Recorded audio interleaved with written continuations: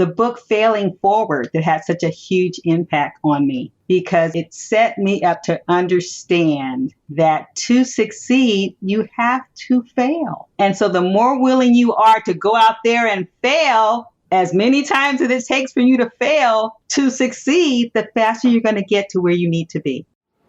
Hey friends, it's Mary, and this is the Mary Guirovich Show, a podcast that champions today's working women to gain the clarity, confidence, and courage to up-level your career while strengthening your faith and living your dream life, all in record time.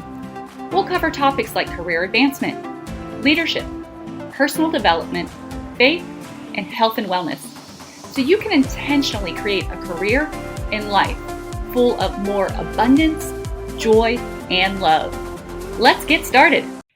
Hey friends, welcome on into this episode of the Mary Guirovich Show. I am so excited you are joining us today. Of course, we have another amazing guest for you. This woman, you are just going to love her. She is so incredible. She is so sweet, so kind. She is a grandma to 16, a great grandma to 1, and 1 on the way. But not only that, she is a retired school teacher turned wellness coach, and now she is helping us keep our brain sharp. She is the founder of Keep Your Brain Sharp. She loves helping people grow, helping people trust God so they can ignore the fear and continue on their journeys and do it anyways. She has an incredible story that I'm going to let her tell you about her husband and her life and how she got into this incredible work today. But if you have ever felt stuck, if you have ever felt resistance, if you've ever felt like, can I really do this? Then I want you to lean in today because Berniece Hunt is here with us, and she is going to help us bust through so many things that hold us back, but God doesn't want us to be held back by. Berniece, welcome on in. Thank you, Mary. I'm so happy to be here. I am excited as well. Yes, absolutely. Well, it is our honor to have you. And Berniece, I always love for our guests to just start by sharing your story. Tell us more about you and what kind of got you on this journey. Yeah. Well, I was thinking about it just a few minutes ago, and what came to me was my journey is a perfect example of, how they say what the devil means for evil, God turns to good. Yes. That's my story. That is my story, because what happened that got me where I am now actually started with a lot of trauma. My husband had a kidney issue. Kidneys got infected. It turned into sepsis. And even though the doctor said that in younger people, it wouldn't have done this, but in older people, there is a tendency for sepsis to get in your bloodstream and go into your brain. That is what happened to my husband. It went into his brain. His brain became inflamed. And I got a glimpse. Of course, we got him immediately to, the hospital. He was put in ICU. He stayed there for 2 weeks and then had to recover all of that. But during that time, I got a glimpse of what it was like for someone that was close to you, in this case, my spouse, to have a broken brain. Because before I got him to the hospital, to the emergency and all of that, he was delirious. He thought he was calling someone on his cell phone, and he was punching his hand, saying, how come I can't get Elder Jake? He's not. And I'm like, your phone is not even in your hand. And he looked at it and he goes, it's not. Then he started talking gibberish. I could not even understand his language. And then he was upset because he didn't understand while I was not understanding what he was trying to tell me. It was making no sense whatsoever. And then, and you can probably imagine what it's like to try to maneuver a 195-pound man somewhere that he does not want to go, Yeah. And so I was like, what is going on? Called the paramedics, got him to the hospital and all of that. They, tracked it down and discovered he had sepsis, said kidney failure and sepsis, and was in his brain. So they said the first order of business was to get the inflammation out of his brain. Okay, so that's what their first line of was in his case, and he stayed in ICU for a while. And that's when I went to a new level in my trust in God, actually. Because you can imagine we were all praying and whatever. And I was just talking to God and just telling him my husband's story and who my husband was and how much he loved him and how he was always, his conversation was God. And anyone he talked to, he was always witnessing and he was always encouraging and all of that. And I said, this man is your servant. And If he gets out of this, he is going to bless so many lives. As he's taken now, so many lives, are not going to be able to receive what he has to offer. And we just had these conversations and praise and all of that. And God pulled him through it to the point where it amazed the doctors. At the end, when he was about to be released, the doctors, it was a medical schools hospital, I guess, apparently, and the doctors, he had like 3-4 different doctors. The doctors had their students come into his room to go over his case with them, to show him what they thought was going to happen and then what actually did happen. And then the doctors ended by asking my husband to pray for them. It was like, couldn't believe it. My husband now is a chaplain at that very hospital that he was in. And it just shows, how God can turn it to good, how he can turn it to good. And in terms of me, it touched me in a way that it made me want to just help those that were in that situation, help those who were dealing with people whose brains were, breaking and having dementia or Alzheimer's. I already knew it was, I was a wellness coach. I already knew it was epidemic and I knew that, there was no medical cure and all of that. But I was like saying, God, okay, what can I do? What can I do? I didn't even realize all of what it was because I was like a generic wellness coach, and I decided to specialize and tweak my business and to specialize in brain health. And so I went back to school online. We were during the pandemic by then. So I went online, went back to school and got my certification as a brain health specialist because I wanted to get into that arena. Okay. And I found out so much positivity about the lifestyle practices and things that we could do on the preventive end and on the restoration end, regarding your brain. And there's so much people just don't know. And, you don't know what you don't know, you're not doing wrong on purpose. You're not damaging your brain on purpose, but you don't know, and so that became my calling. That became my message to just share. I created the business, Keep Your Brain Sharp. And this is my second year in this business, and I'm loving every minute. It's so rewarding. So I get so much encouragement from so many people, and God has just flipped that thing for us. He just flipped it. Well, I love this so much in so many ways, and thank you for sharing that incredible story. And praise God for healing your husband and putting him where he is, and he is blessing people right now, and so that's incredible. He is living that out. So many things I love about you, but as we really think about the brain, it seems like it's so important because whenever psychologists are really the only ones, right,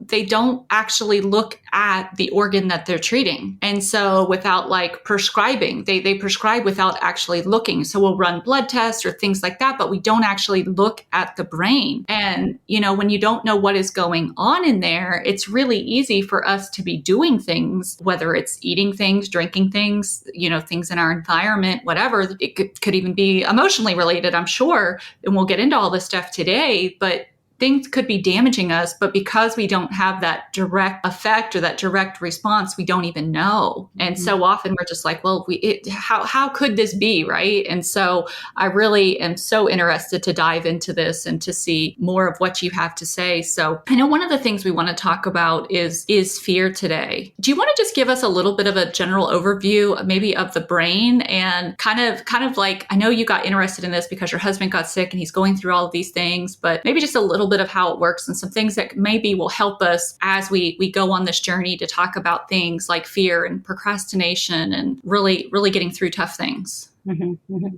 Well, the first thing that comes to mind for me is the fact that it's the phrase, no man is an island. You hear no man is an island. Well, in terms of the organs of our body, none of the organs are an island either. And unfortunately, in these times, the medical profession has a tendency to get really specialized. And nowadays you have a kidney doctor, you have a heart doctor, you have this doctor or that doctor, whatever. And sometimes they get too focused on that one organ and don't consider how it is interacting with the other organs, And so with the brain, it's no different. The brain, yes, is your brain, but it is connected to your gut. We have the vagus nerve that's connecting with all the organs, and we have the brain gut connection that's going on there, and we have all the heart and circulation, and all of those things are interactive, and all of those things are affected. And so when you are doing something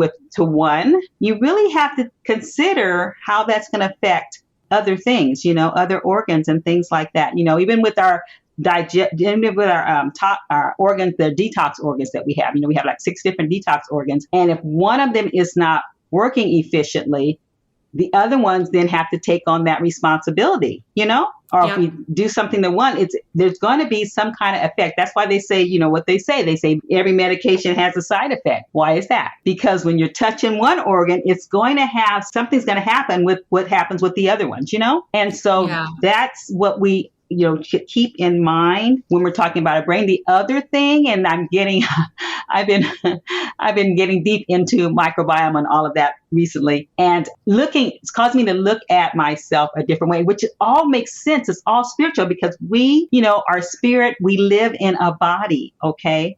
But we are spirit, and God has designed this body from what? From the dirt. What's in the dirt? Microorganisms. And so our bodies are full of microorganisms. We all go, bacteria, excuse me.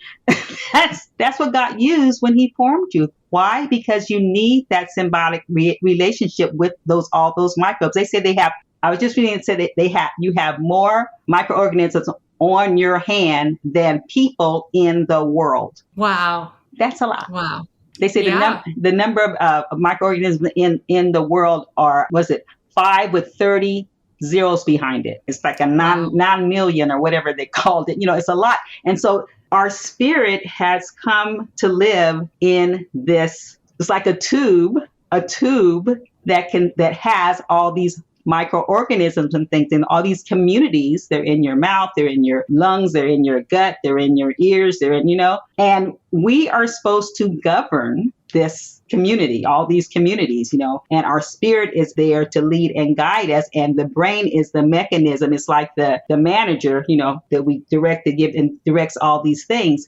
And so that's a different way of looking at the body. And for me, it takes me out of, I'm the body. I'm not the body. I'm the spirit living in here, Yeah. No, absolutely. Absolutely. So you mentioned one thing. I just want to make sure our listeners know what this is. You mentioned the vagus nerve. So what is that and what is that responsible for? The vagus nerve is like the messenger. Okay. It's connecting. It goes from the top, it goes all the way through your body, touching every organ so that it can send messages to your brain about what's going on, what's not going on, what it needs to do with all this kind of stuff. It also is responsible for your parasympathetic state, which is your rest, heal, and digest state. It kind of calms, it tells everybody it's going to kind of like, calm down, everybody calm down. Okay, it's going to be okay. I told the brain what's going on. He's handling it, we're just, and so it's responsible for that as well and other things. And so it signals. And so you want it to stay strong because if it gives weak signals or delayed signals, then we have different responses or different things going on. But it's like a messenger that travels all the way through your body. Yeah. And so that's kind of one of those things that we have that most of us never even really realized that we have. I mean, it wasn't until recently I even heard about that, even though I'd been in wellness for the last 11 years. And even before that, I kind of just felt like, when I'm sick, I go to the doctor. That was kind of just a thing. Okay, I'm sick, then I go to the doctor. It never really occurred to me. And I would work out. I wanted to eat healthy. I wanted to be well. It's not that I didn't want those things, but I kind of felt like everybody else was looking out for my best interest. But it wasn't until I actually stepped into the world of wellness that I really started to understand that no, people aren't looking out for your best interest a lot of times. A lot of times they're looking out for their pocketbook. And it's not even, I'm like, well, how could the FDA approve this? How could they approve that? And it's like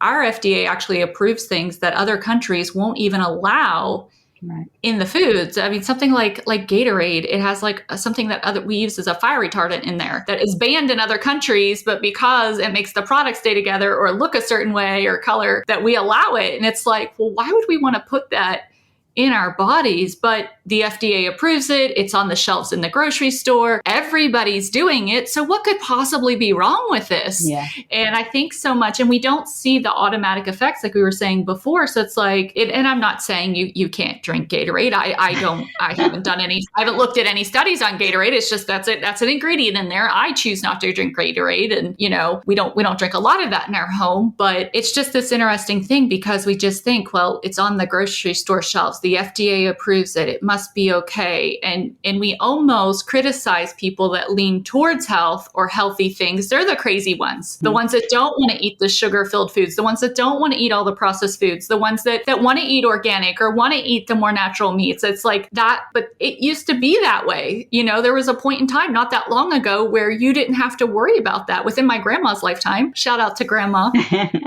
But, you know, she didn't have stores filled with all of these processed foods and all of these different chemicals and ingredients. So we don't really know, I think is a lot, but we're finding things out. So I know we're going to dive more into that, but I definitely want to talk about some of these emotional things that are happening because we have them, especially in our careers, especially when it comes to career advancement. There's a lot of women that I talk to and they'll tell me, well, I haven't gotten a raise in a couple of years. It's been one woman recently, it's been over 3 years. And there's this fear and it almost feels like it's a confrontation or a conflict to even approach their boss for a raise. And so they have this fear. So how do we deal with, or how do you deal with fear, whether it's related to our careers or other parts of our lives? Mm-hmm. Yeah, fear is something that I've dealt with.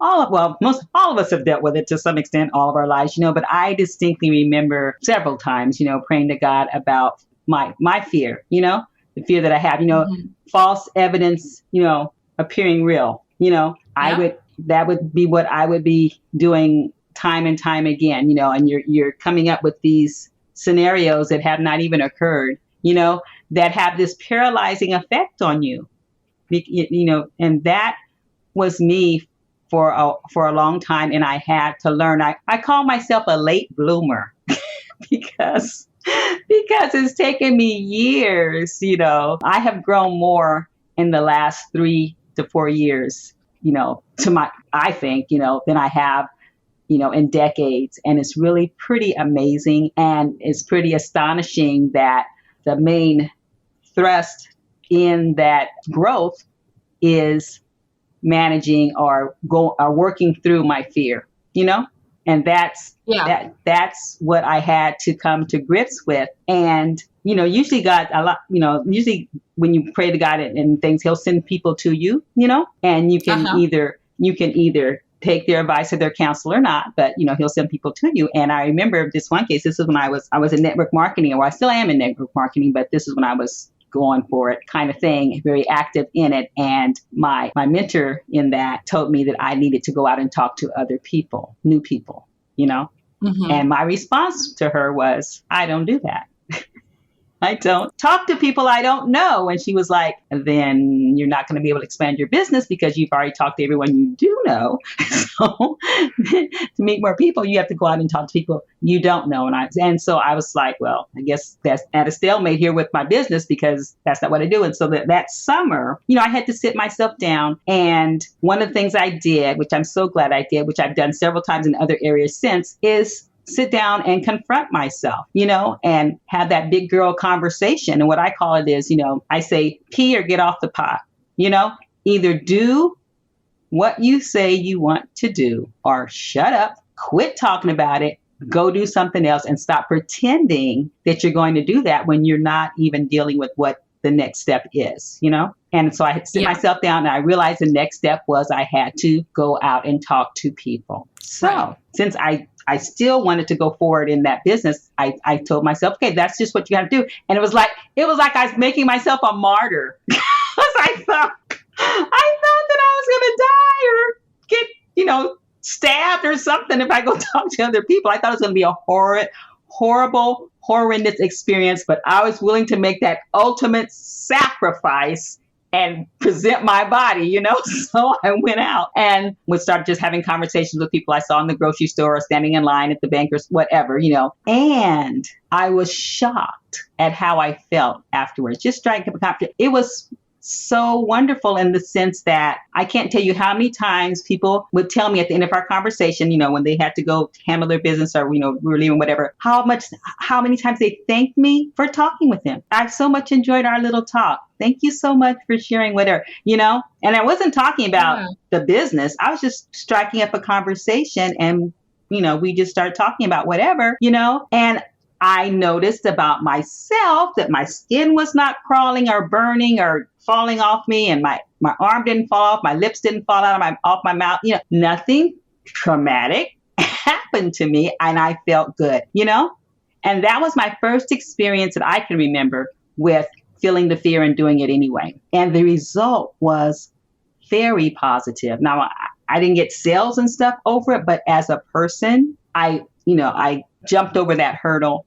And even though, I felt fear many times after that, it gave me a feeling for if you go through this, there's something good on the other side. And so now that's what I focus on. I focus on what's on the other side. And if you make that your focus, that helps. Yeah, absolutely. And I love so many of the things that you said there, because you started off by saying, fear, false evidence appearing real. And so our brain's job is to keep us safe. And so when there's something new, when there's something that we can't know with certainty what the other side looks like, there is this bit of fear. And it's not that it has to be something that's really big. It could be something even that's a little bit smaller, but it can block us from wanting to take that next step forward or make taking that next step forward easier. And it really, so many times people wait to be confident in things or wait to be certain in things, but you can't ever be certain or confident until you go through it. And so I love that you put yourself out there and that you did it anyways. I follow Dr. Amen a lot, and he studies the brain. I love him. And,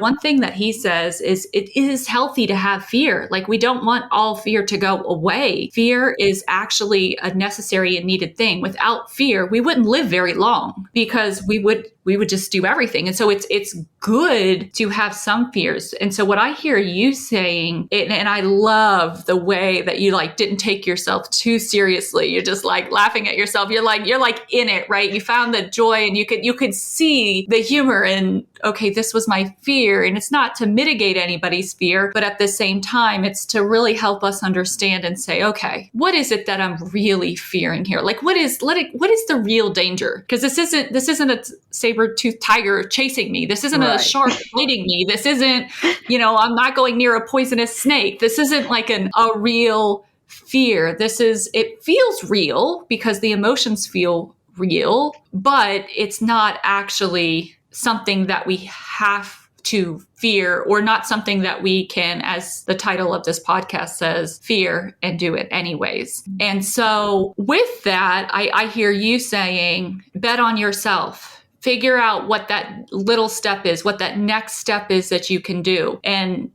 that's a lot of what I teach with my goals when we set goals, is just how can you just narrow it down? What's that next step you need to take? And just take that first step. You don't even have to commit to all of it. Just commit to part of it, taking that next step to see where it goes. So how does fear really tie in with procrastination? Because something tells me these two seem to be married somehow. Yeah. Yes, they definitely are, because it paralyzes you. But for me, I think I justify the procrastination, in various ways. And so I procrastinate and so you're really deceiving yourself with the procrastination, because the reason why you're procrastinating isn't because of what you're really telling yourself. It's because you're scared. And when I learned that when I was making calls, and I'm still making calls, with my business, to people, follow-up calls with people, and you can really do a lot of procrastinating when you have to pick up that phone and call someone, especially when you're going to call and offer them, the course or whatever, and you're scared that they're going to say no, and you're not going to get whatever. And then you're scared, or, I used to have the fear that I didn't want people to think I was selling something, but I got over that, because that's what our world consists of, and now I am giving them an opportunity to receive something that I hear them saying they might want, and I remember my neighbor years ago, she was getting these whole food supplements, and I didn't know anything about it. And then when I started selling them, and I talked to her, she goes, "Oh, I've been using that for years." And I was shocked at the fact that she'd been using it for years and never told me. But she never told me because she didn't want me to think she was trying to sell something, versus helping me. Maybe look from the other standpoint, and you might be helping them learn about something that they really need. And I was just floored, because I would have jumped on that in a minute, and she had been using it for 8 years or something crazy, and I was like, whoa, 8 years I could have been taking this and you didn't even tell me. But anyway, and so now I think about that in that light. When I approach people, number one, I'm giving an opportunity. First of all, I don't, talk to them unless I think, unless they've given me a reason to think they might have an interest, Okay, so, yeah. And then it's like, okay, I think you might be interested in this. I could be wrong. And if I'm wrong, no worries, kind of thing. But with procrastination, I feel it helps me, like you say, the little steps. And so what I do with procrastination, I don't want to make calls or whatever. I will first sit down and write the names of the people that I need to call, because it's really easy to procrastinate if you don't exactly know who you're going to call. Okay, what number am I going to dial? I don't really know. So I'm going to have to get that number, or, you can easily avoid it because you don't have the number. But when you have the list right in front of you of the 10 people that you need to call, yep, that helps you deal with procrastination. And a lot of times I put the phone number right there because I don't want to have to say, I don't know the number. I have to look for the number. If I don't know the name and the number is right there. And so I could just go through that list, and I just go. The other thing I have taught myself with that is go down the list. Because you know how you get to people that you don't want to, you're intimidated by or whatever, you not want to talk to. That gets rid of all that. Go down the list. Yeah. And so when you put yourself in those positions, then you either do it or, like I said, you face the fact that you don't want to do it. And then you have to have a conversation with yourself. You say you want this, then how come you can't go down the list?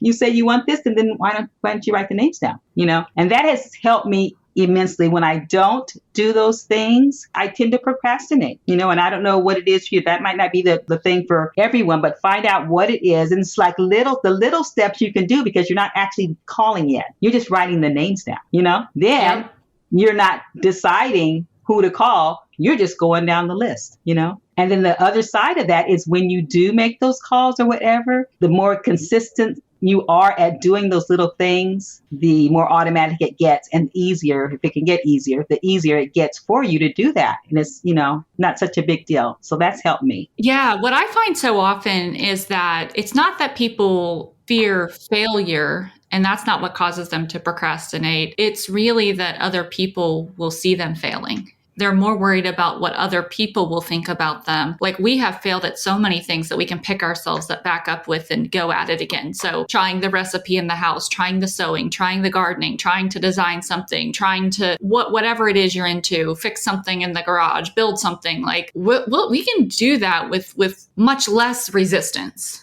We might still resist if we've tried it before and maybe we failed. Maybe we've tried it a second time, maybe we failed. But if we're trying something for the first time, maybe we get some information, maybe we try to find some tools, but we can pretty much try things. I feel like, at least I can. In my home, it's pretty easy. I can try to make this shirt. I could try to do this thing. But whenever it comes to something that is more personal, more outward facing, then it's like, okay, if I do this and I fail, well, what are other people going to think? And I think that's where we have to realize people are thinking so much about themselves that they're really thinking so little about you.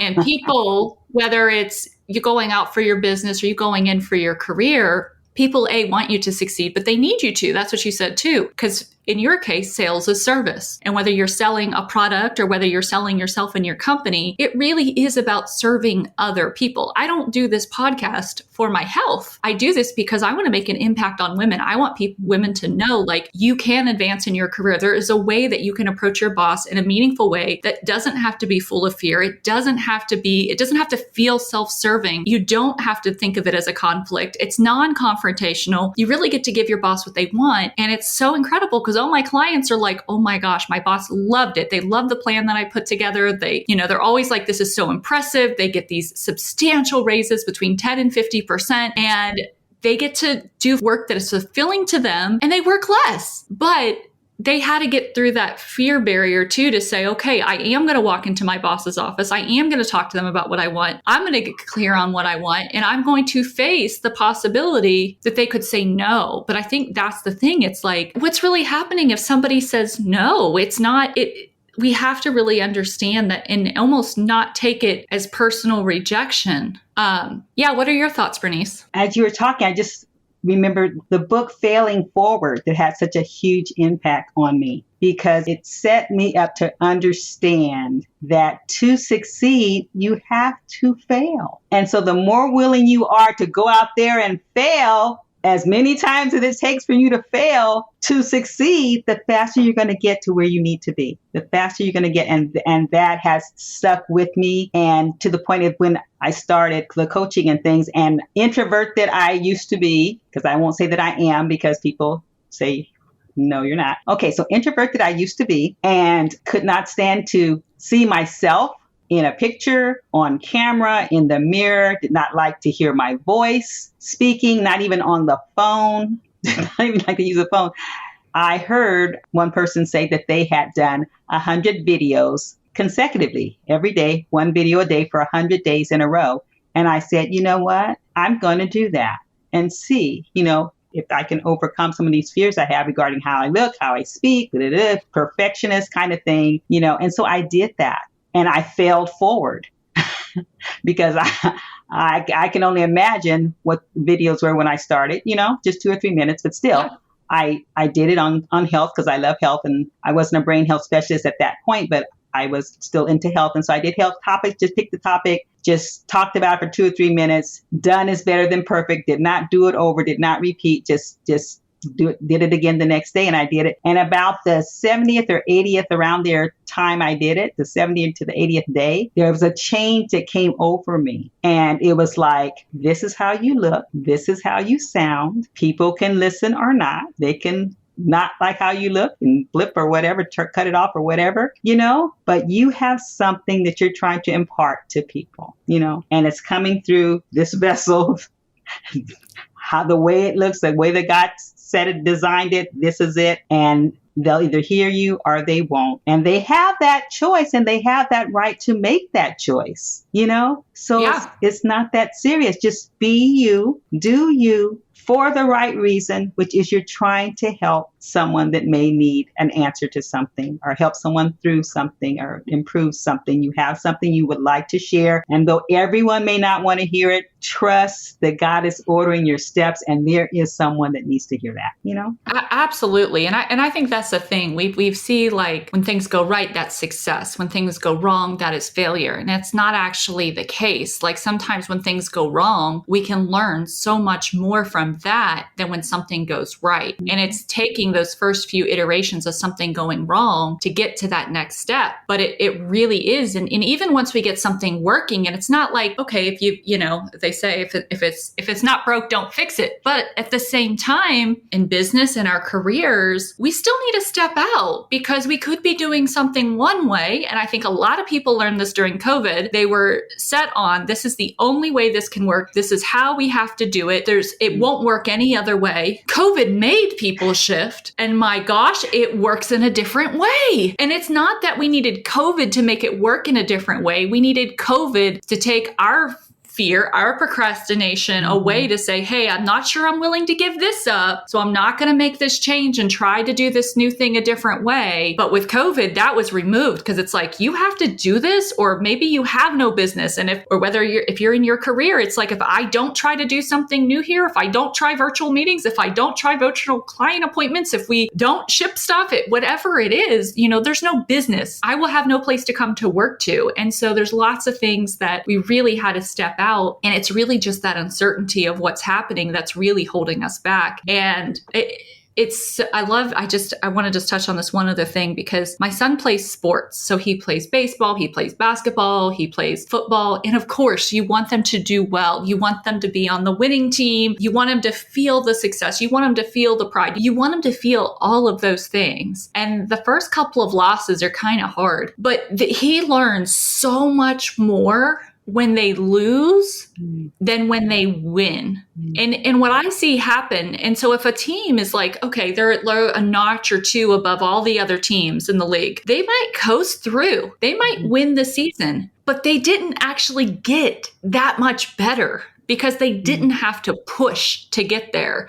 And so the bigger growth actually comes when you have better competition. And since my son is only in the first grade, it's like, I don't want him winning every game. I want him to lose sometimes, because that's when he's like, well, how can I do this differently? He becomes more open to hearing other information, where if they're winning all the time, it's like, well, I'm going to keep doing it that way. We're winning, Mom. But when they lose, he's like, okay, what can I try to get an edge, an advantage? And so those losses in our lives, we have to just realize they're not losses. They're lessons. They can teach us something, and they can kind of prepare us for where we're at. So, you're talking about a lot about your current business now. Were there times that you saw yourself living in fear or procrastination whenever you were teaching? When I was teaching, my former thing? No, because I loved the kids. I was the type of person that when I was young, when I was, 8 or 9 years old, my idea of fun was to go round up all the neighborhood kids, put them on the porch and teach them their multiplication tables, or teach them how to do somersaults across the yard or whatever, or create a singing group and we become the Supremes for the summer, and we would sit out there and I would choreograph all the moves and stuff and teach them how, I always loved teaching. When I got hired, my first job, and got my first classroom, I thought I had died and gone to heaven. I thought it just does not get any better, and I taught for 30 years and I loved every single minute of it. In fact, when God shared with me one time that I would retire early, that I would not stay in the public school system, till I was 65, I was like, get behind me, Satan. Could not. What are you talking about? I love this. They're going to have to pry my fingers, off the doorknob when it's time to retire, because I'm not going to ever want to go. I loved it. So, but God prepared me, because he told me that I would not retire, and I didn't. I retired when I was 57, and it was a shock. It was unexpected. But what helped me in it was that he'd already prepared me. He already told me I wasn't going to be there till I was 65. So I accepted that this was going to be for the good, Oh, yeah. Yeah, absolutely. Okay. So Berniece, what would you say, what keeps you going? So when the going gets tough, like what really keeps you going? My belief and my trust that this is what I am. This is the season, because I can't say this is what I've been meant to do, because I've had so many seasons in my life. When I was teaching and doing special ed and stuff, I touched a lot of lives. I'm touching lives now. I do tutoring online with this autistic child right now, and I've been tutoring him because he can't go into the classroom for various reasons. So I've been tutoring him since he was in second or third grade, and he's in sixth grade now. And I've seen the growth in him, and to the point where the school district, when he went to do his last 3 year, because he could have gone back into the classroom, they recommended that he stay with me because of all the progress he's made. They said they didn't have a place for him that was that high level for him, which I could not believe, but they said he's blossoming so much that they wanted him to stay with me. So anyway, I was very good at that, and God equipped me, gave me the things I need to help those children, So that was one season. That's what I'm saying. This is another season. So I don't know, the next season may well be different, but I know that he's going to equip me for what I need. And so I rest in the trust that I have, the faith that I have. He says he gives you the desires of your heart. And so this is the desire of my heart. And so I trust that this is God directed, and that he's opening doors, which he is, And so when things get challenging for me, or if I don't know, like he just told me, Lord Jesus, he just told me, no, he didn't tell me, it's been confirmed, but 3 different people spoke to me in the last 2 months or so about writing a book about brain health, And when they said it, I was like, what are you talking about? I said, well, you're doing all these things and stuff. You need to put it in a book, because everyone's not going to want your course, but a lot of people will read the book, And since they've told me that, things have been opening, and things have been downloading in me and that kind of thing, where I know I feel that is something that he wants me to do. And so he's opening. I was telling him, I'm doing so much already. How adding on this is just, whoa, but I know that if he's directing me to it, it's going to get done, and I'm going to do it. So that's what keeps me going. My faith, my belief, my trust that he will direct my path, and that he's not going to give me anything that's too difficult for me, and there's always going to be a way of escape if I mess up, because I'm not saying I'm perfect, and, He's going to provide a way of escape when if I go do something the wrong way or get messed up in whatever. And just the belief that if I listen intently to him, for his direction, it's all going to be good, and I am humbled to see the responses of people, that I encounter, whether or not they get my program or not, whether or not they do my free classes or not, whatever, just I have conversations with people and I'm just humbled at the opportunity to be used in that way, and I trust. And that's what keeps me going because I want, for him to say, well done, and so if I'm doing what I believe he's directing me to do, I also got to believe that I can do it. He wouldn't give me something to do that I couldn't do, so.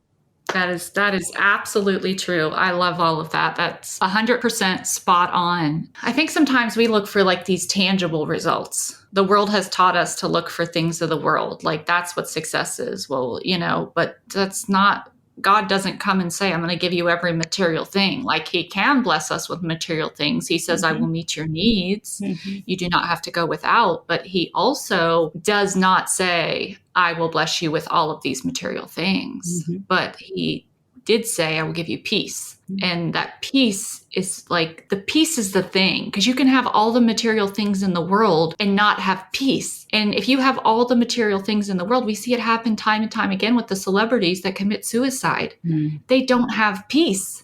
And if you don't have the peace, you're not enjoying anything you have anyway. So it's like, as God tells us, seek God above all else and everything else will be added to you.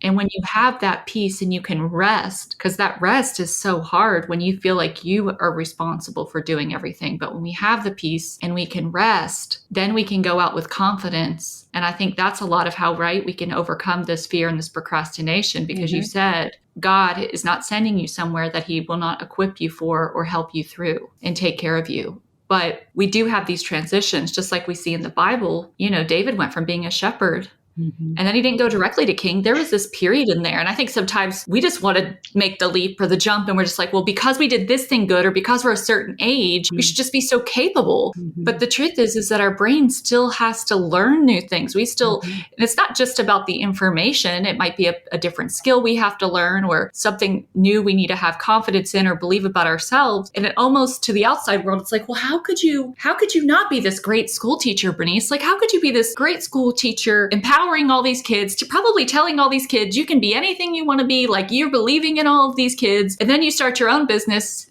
and you're doubting yourself, right? It doesn't seem logical, but it's just completely normal. And I think sometimes we feel like we're in silos, whether we're business owners or we're in traditional careers, because we think that other people are doing things without the fear. We think they're doing them without the procrastination. We think that everybody else is just so good off. But the truth is 85% of people think that, others are more intelligent than them, which means that pretty much everybody is walking around thinking that other people are better off, more intelligent and more capable. So we really need to believe in ourselves, because until we do that, until we believe in ourselves, until we have that confidence, and it's not that we have to believe in us for us, it's not the self-centeredness. What I hear you saying is God believes in me. God is strengthening me. God is empowering me. He is giving me a mission. And that is what I focus on when the going gets tough. And that's how I get through, which is that hope. We have to have that hope. And even if something hasn't worked before, we can have the hope and the faith. And, God, if this is what God wants for my life, he will make this happen. I need to show up. What do I need to do today? How do I show up and say, here I am, Lord? And so I just love that. Love it, love it, love it. Okay. So diving more into the brain, in a nutshell, what does every brain need? Okay. Well, through my studies, I came up with an acronym. I'm known as the acronym queen. I have an acronym for everything. It helps me remember. But anyways, I came up with an acronym for areas that you need to attend to if you want to have a better brain or to sustain your brain the way it is and not go through a lot of pitfalls. And it comes from the word needs, NEEDS, needs. And that stands for nutrition, exercise, engagement, de-stressing, which includes detox, and sleep. And so if you address those 5 areas, then you are doing a wondrous, wondrous job for maintaining and restoring and preserving your brain. Okay. What I call aging gracefully. We're going to age, but we want to age gracefully. We don't have all these hiccups as we're getting older. And so that's basically what I focus on. And it's from lifestyle practices, little tweaks to what you're already doing that make a big difference. And I find that, me included, I was the same way. Most people do at least one or two of those things, maybe three of those things, but it's rare for me to find someone that addresses all 5 areas, just because we don't know that we need to, because it's not the things that are happening with our bodies and things. We can't make a straight line to that's because we're not doing this for our brain. We don't make that connection. Right. And so we just continue to do either culturally or traditionally or just from habit what we do, and then when something does happen, the brain is the last thing we attribute it to, Yeah. So. Yeah. Okay. Well, let's dive into each of these. Like, can you give us some practical things? Yes, maybe a couple quick do's or don'ts in each of the areas. So let's start with nutrition. Okay. What are just some small tweaks, changes we can make that can have a big impact on our brain? Right. I like to give people things that don't cost them any money to implement, things they can start right away. And so their only reason for not doing it would be they don't want to. They can't come up with any other excuse. And that's fine. It's them. But that's the only thing that would prevent them. So for nutrition, I usually tell people to have some kind of intermittent fasting schedule. And there's various ones out there, either hours where you have windows where you eat and you don't eat, or you have days that are not connected where you eat or don't eat, those kind of things. So you can choose what works for you. But it's very important that you allow your body to take a break from just that 24/7 type of eating, or even that 16-hour eating kind of thing, because God designed our body to have the feast or famine. And in this day and age, we're pretty versed on the feast part of it, but most of us do not participate in any kind of famine, and so we accumulate all this fat storage, and fat, can be toxic for our body and ends up being, toxic for our brain and other organs of our body as well. And so if you allow your body to get rid or utilize some of this stored fuel that you are very well adapted to preserving on a regular basis, then you will be doing wonders, for your body and for your brain, and we'll probably be losing some weight in the mix kind of thing, which is not a bad idea either,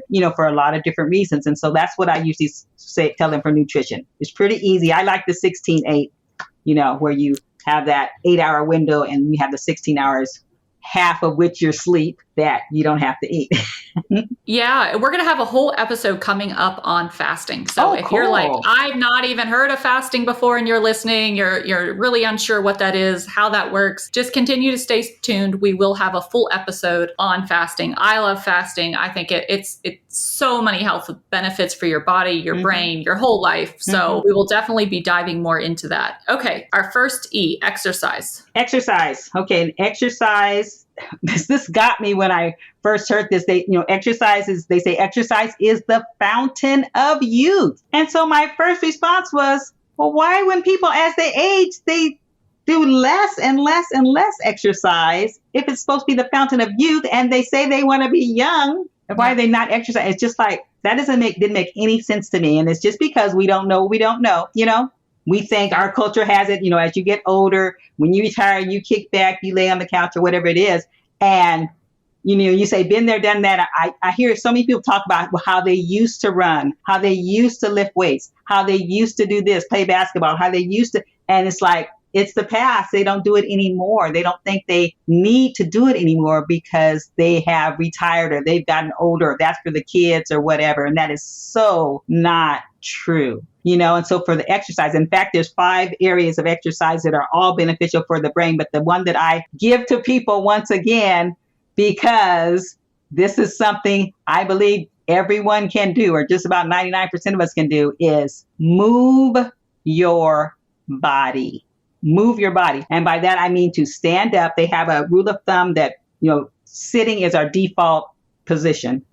If you go see someone, more than likely they're going to be sitting down. And while you're talking to them, you're going to be sitting down. Okay, so that's the default. So for every hour of your day, you want to try to break that up into like 40 minutes of sitting, With the other 20 minutes, you want to do 5 to 10 minutes of just standing, because standing now they consider a mild form of exercise because it's beats sitting. And when you stand up, you are giving some exercise to your leg muscles and to your core, and to your improving your posture. So that's better than sitting. So they say at least stand for 5 or 10 minutes and then move in some kind of way for 5 or 10 minutes. And that can be something simple as to walking into the other room, taking out the trash. It doesn't have to be calisthenics, push-ups, sit-ups, and all that kind of stuff. It doesn't have to be running around the block. You can if you want.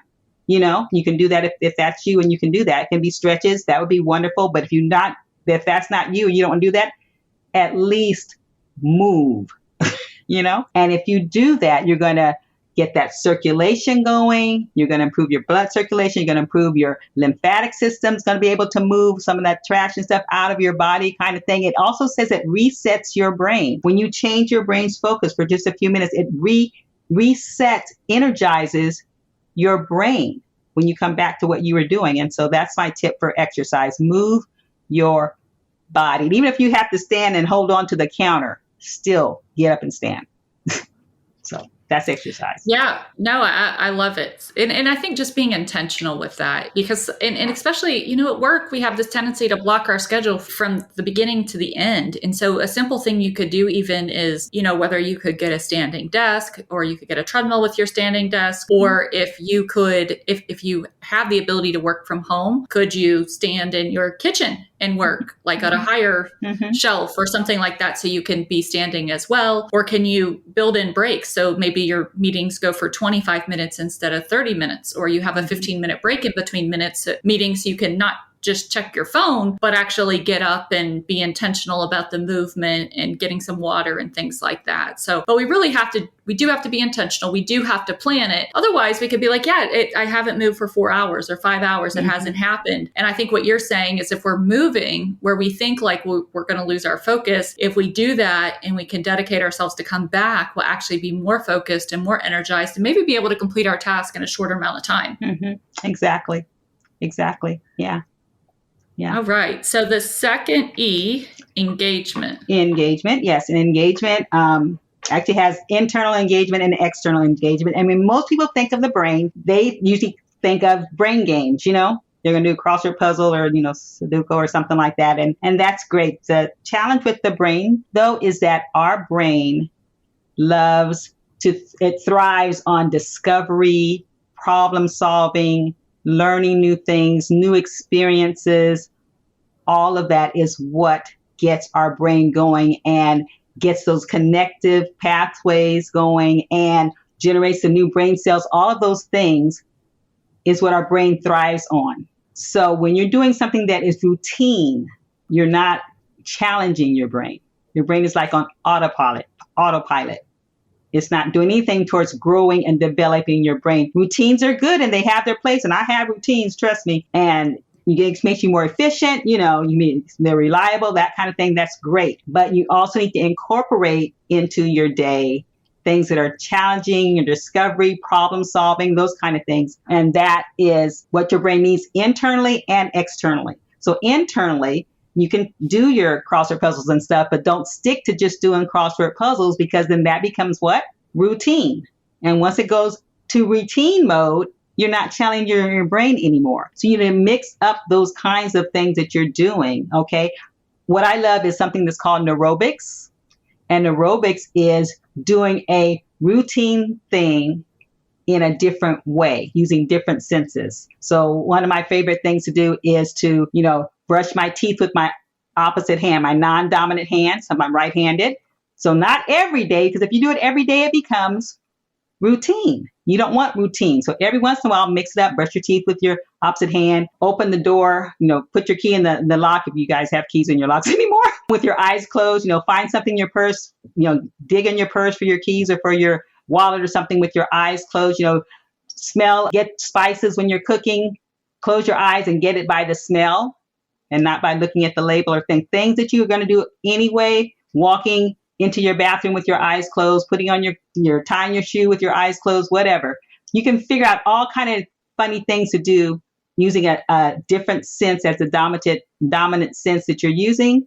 And it's going to be challenging your brain, chopsticks for me challenges my brain because I don't use them hardly ever. Okay. So you want to do those neurobic type of things, are getting out in nature, discovering things in nature. Doesn't have to be rocket science, doesn't have to be calculus. Getting out and just watching. I was watching a hummingbird the other day as he was going into the flower and coming out and hovering and whatever, watch the butterflies or whatever, look out, watch the clouds. I was looking at the clouds when I was walking the other day and just seeing the different configurations and how picturesque it was. That's aha moments that your brain thrives on. Okay. So you do those. And of course, learning new languages, learning how to play an instrument, new hobby skills, volunteering, all that kind of stuff. Those things are engagement. So you can do it internally where it's just your mind, your thought processes and things, figuring out how to fix something that broke, how to put something together, whatever. That's engagement. So my tip for that doesn't cost you anything is to be a lifelong learner. Every day. We do that with our kids. Our kids go to school, they come home. The first thing we say is, what did you learn today? What did you learn? And we expect them to give us an answer. If they don't give us an answer, we're like, wait a minute. You were at school all day, weren't you? I know you learned something, because we are always putting our kids in those environments where they can learn and their brain can develop. We put them into sports, we put them into academics, we put them into musical things, we put them into different crafts. We are developing their brain. But for some reason, when we get older, we don't think we have to do that anymore. That's a mistake. We do need to do that because guess what? Our old brain cells are dying. Our new brain cells we're getting new brain cells. They used to think that we don't get any new ones. Now they know that we do get new brain cells. But 50% of our new brain cells will also die if they're not nurtured. Not nourished, because we're giving them food. They do need to be nourished, but they also need to be nurtured, which means they need to have new experiences. Going into a different store, going to the same brand store, but going in a different location, because guess what? The shelving is going to be different. The aisles are going to be different. You're going to be challenging your brain. Okay. So volunteering to help someone, tutoring your kids, doing homework with your kids, all of that stuff is engagement. So when I lay down at night, I like to say to myself, I say several things to myself when I lay down, but one thing I say, or two things I say that involve engagement. What did you learn today? What did I learn today? And I expect my little brain to come up with something that I learned that day. What did I learn today? The other question I ask is, who did I love on today? Because that's also engagement.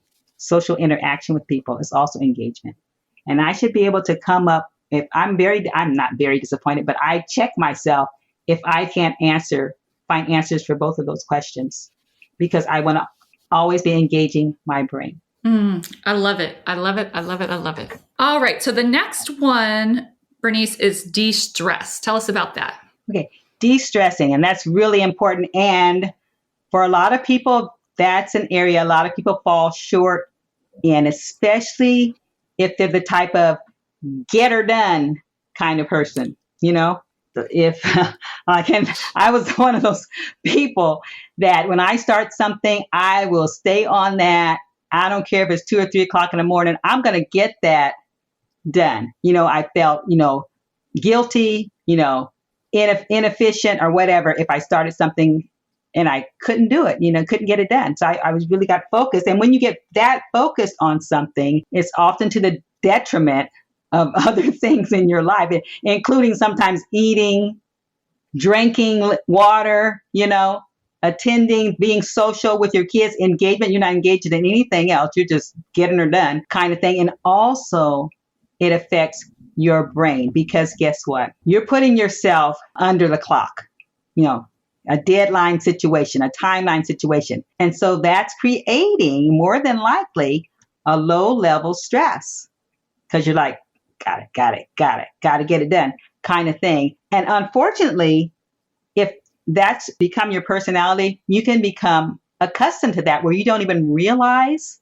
that that's what you're doing because it's become such a habit. It's just what you think is a part of you. That's who you are. That's how you do things. That's, and you just don't even recognize what you're doing. And that can be detrimental to your brain. A lot of people that have those personality types and whatever, a lot of them are, more at risk for, dementia and Alzheimer's and those things, because they are getting it done, pounding their brain, and their brain is never getting an opportunity to rest and go into your parasympathetic mode. We're always in that fight or flight mode because you can't be both. It's like you can't be a little pregnant. You're either pregnant or you're not pregnant. You're either in your restful parasympathetic mode or you're not. And if we're in that get her done, here's a deadline, I'm going to do this, I'm a woman, I can stir up the bake, fry up the bacon, whatever that you're doing, you're not in that parasympathetic mode. Now, a lot of us, I had to learn that for myself. And I had some episodes after my husband came home from his sepsis incident, and he was doing well. And I thought, everything was good and everything was fine. And though, how stress can trigger things in your body. And that was a stressful time to me, whether I recognized it, acknowledged it as being stressful or not. It was a stressful time in my life. And after he got home and after things were going good and he was being restored and all of that, I had an episode in the car. I was driving down the street, minding my own business. And all of a sudden, I had no idea where I was. None of the landmarks around me looked familiar whatsoever. It scared the gajeebies out of me.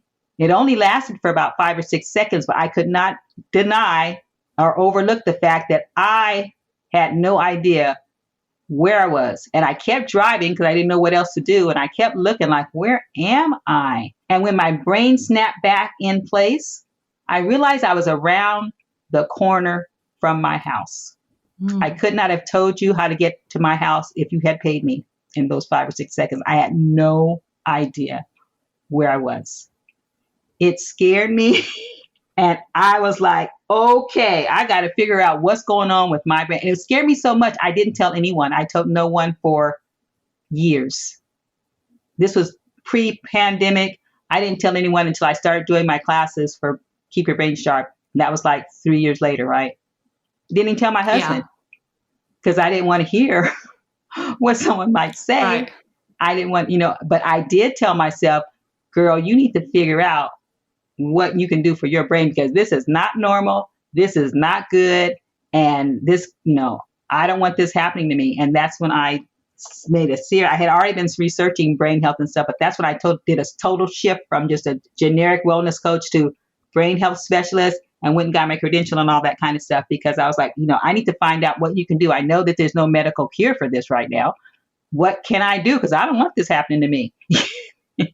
or anybody else, or anybody else I know, But anyway, that was stress. That was a result of stress. And so what I hear you saying is, okay, like we're all going to have projects, we're going to have deadlines. Because the first thing that really came up for me was people saying, well, I work well under stress. I work well under stress. And I think that's okay. A lot of people wait till deadlines. That's why I'm a firm believer in deadlines. Set your deadlines. Don't send them too far away, because they just set a deadline, because people like to meet the deadlines. And usually they do the majority of the work right before the deadline. That is okay. In my opinion, that is okay. Mm-hmm. But what you're saying is, if you set this project, if you set this deadline, if you're doing these things, make sure there's periods of rest and breaks in between. Right. And I listen to Dr. Andrew Huberman a lot. And one of the things he was saying is our bodies need to come down off of that. So if you have a big project, if you have a big event, that's like after you get married, after you have a graduation, after there's this big thing. And it's really not that moment is the success. That's just a celebration of the success. But now it's like your body, your brain is coming down off of that adrenaline. And it's not uncommon for people to get sick, even when they go on vacation, because they're taking that break, but they hadn't had that break in so long. And so we need to not beat ourselves up if we're not feeling as motivated in those moments, if we're feeling a little low, if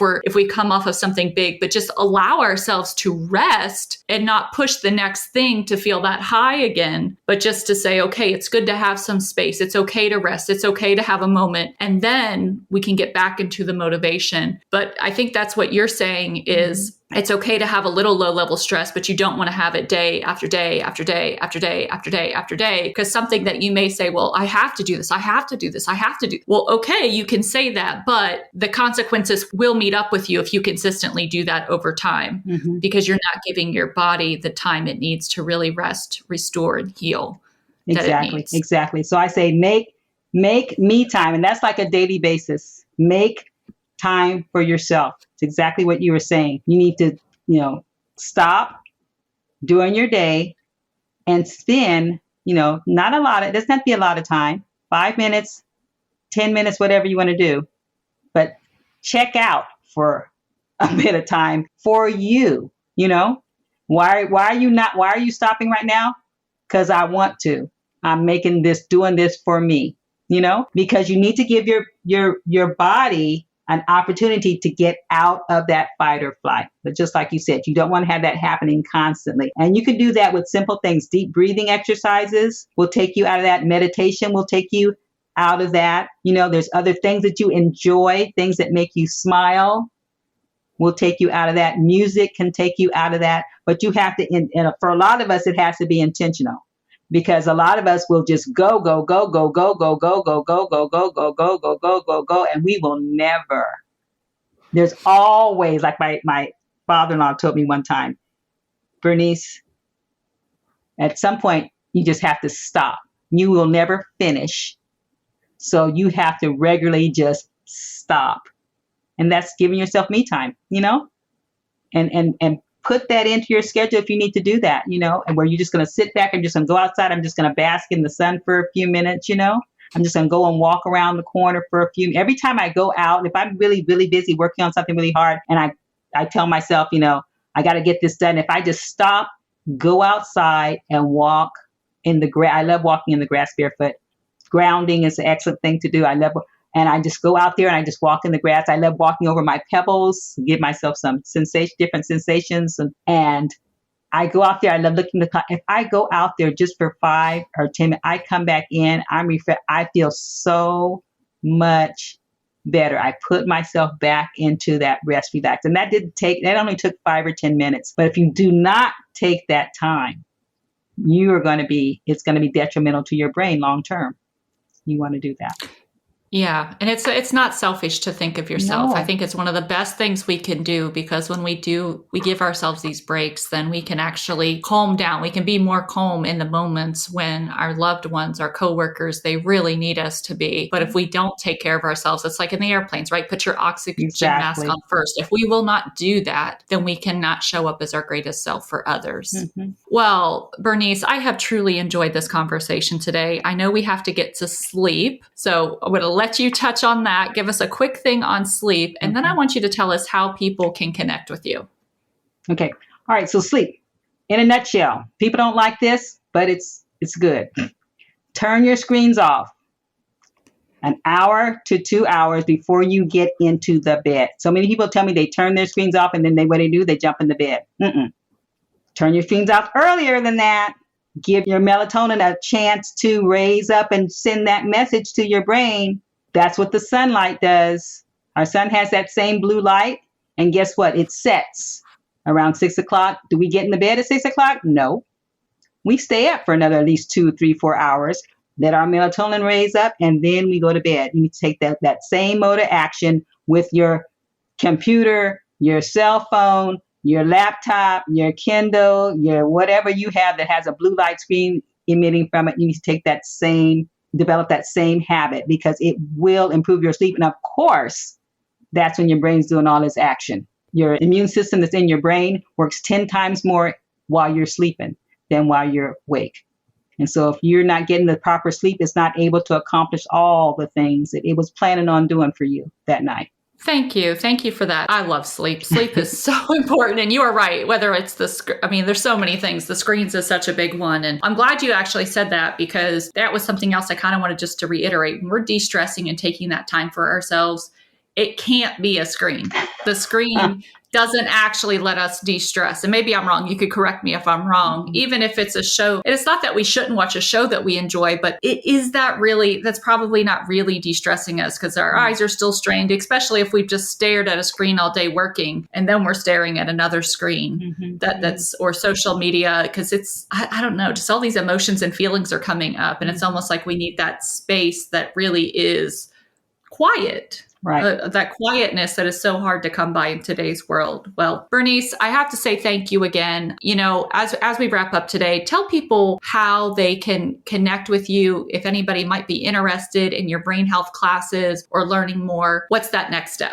Okay, so my website is keepyourbrainsharp.com. And if you go on my website, you will find access to my free master classes. I give them about every 3 or 4 weeks. I give a series of master classes where I give more free tips on what every brain needs. I touch again on all those 5 areas for you. You can take a better brain quiz. Go to my website again, keepyourbrainsharp.com, and you can click on that button and take a free brain quiz to see how you're doing with your brain. You also get results sent back with you in terms of what it's looking like from my end. Okay, so that would be the best way to get with me. Amazing. We will put all that information in the show notes so you have it. Berniece, who would you say has been the most influential woman mentor in your life? I know this is something that most people say, but it's so true. And it is my mom. It is my mom. My mom was such a wonderful, loving person, and I guess she showed me how to care for other people. My mom would bring people in. My mom worked at an Air Force base, and she wasn't in the service, but she was on the clerical end. But at every holiday, we would always have 3 or 4 enlisted people who could not get home for the holidays share our table with us, because my mom would just invite them. And when we were like, who are these people? But we came to realize that that's my mom. And my children say that she treated each of them, her grandkids, like they were her favorite. And I said, I hope my grandkids would say the same thing about me. That, I treat each of them like they are just the most special thing in the world. And she just imparted so many great gifts to me that I know have carried me through. My love for God, all of that. And I miss her. Oh, she sounds wonderful. She sounds like an incredible woman that has left so much behind here. Well, thank you for sharing that. And, Berniece and I were talking before the show for a few minutes, and I told her I was going to be asking her this question because I always ask it. And, I thought about not asking it because so many people say that it's their mom. And I thought, you know what? I think this is the thing that so many women need to hear, because many of our listeners are moms. And so they need to know that, in those days where things feel tough or they feel hard, or if you have the younger children and you are doing so much right. I am sure that Bernice's mom also was like, am I getting this right? We all have these feelings of inadequacy sometimes, and like, are we doing enough? Are we doing the right things? And I just want you to know, for your mom today, be encouraged. You are enough. You are doing good. And I fully believe that so many of you will have your children say that you are the most influential woman in their lives. So thank you for being a mom. Thank you for being a working mom, for all of those listening today. Well, Berniece, I can't tell you enough how grateful I am that you spent this time with us today. You've given us so much wisdom, so many actionable takeaways, so we can take better care of our brains. And our brains are the tool, the mechanisms which help us to do the things that God has called us to do. So we do want to nourish our brains. So ladies, thank you for joining me today on this episode. Until we meet again, remember, you are only one plan away from your next promotion. And God, He's not done with you. Amen. Amen. Amen. Amen. Amen. Amen. Amen. Amen. Amen. Amen. Amen. Amen. Amen. Amen. Amen. Amen. Hey friend, thank you for listening today. Be sure to join us next week for another great episode. If you receive value from today's show, I'd appreciate it if you would leave us a 5-star review to help others learn about the show. And if you're ready to fast track your career and increase your income, impact, and joy, then head on over to maryguirovich.com and check out the masterclass that teaches you how you can advance too. I'd love to hear from you. You can connect with me on Instagram, Facebook, or YouTube. This and so much more can be found in the show notes. I look forward to seeing you soon.